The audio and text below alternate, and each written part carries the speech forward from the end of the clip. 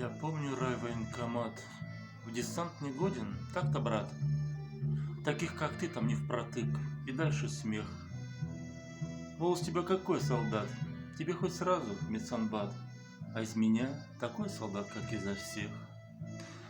А на войне, как на войне. А мне и вправду, мне вдвойне присохла к телу гимнастерка на спине.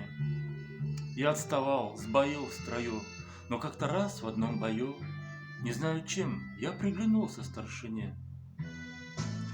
Шумит окопная братва. Студент, а сколько дважды два? Эй, холостой, а правда графом был Толстой? И кто его вольная жена? Ну тут встревал мой старшина. Иди поспи, ты ж не святой, а утром в бой. И только раз, когда я встал во весь свой рост, он мне сказал: ложись! И пару слов без падежей к чему для дырки в голове.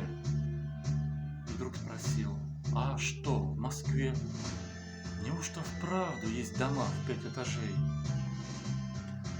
Над нами шквал, он застонал, и в нем осколок остывал. И на вопрос его ответить я не смог.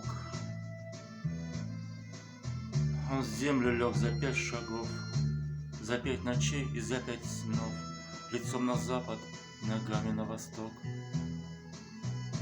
Он в землю лег за 5 шагов, за 5 ночей и за 5 снов, лицом на запад и ногами на восток.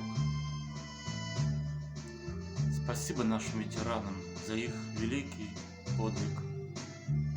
Наступающим праздником, Днем Великой Победы!